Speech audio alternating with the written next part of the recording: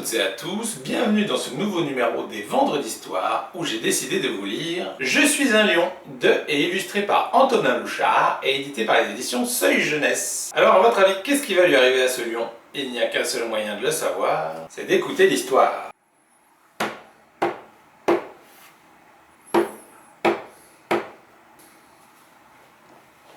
Hé toi, tu peux te pousser de là? T'es en plein sur ma route. S'il te plaît.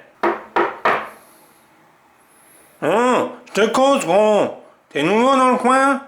Tu sais seulement à qui t'as affaire, là? Tu sais que tu joues avec ta vie, toi? Tu veux que je m'énerve, c'est ça? Ouais.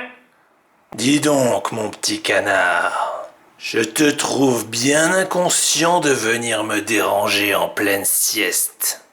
De plus, j'ai rien mangé depuis ce midi, et c'est l'heure de mon goûter. Tu devrais être mort de peur, là.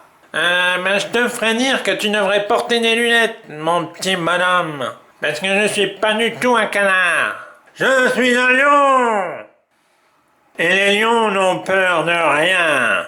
Ok?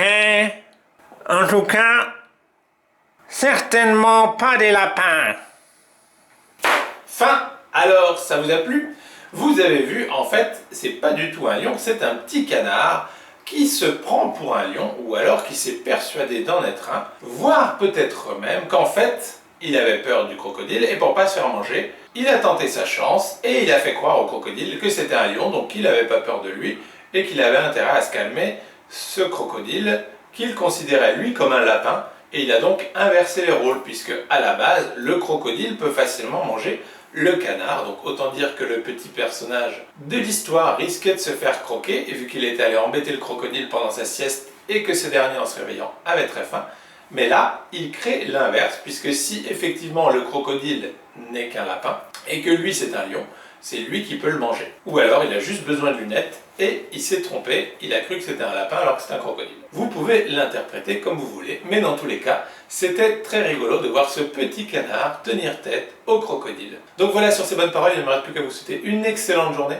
un excellent week-end et un excellent courage pour la rentrée la semaine prochaine. Salut!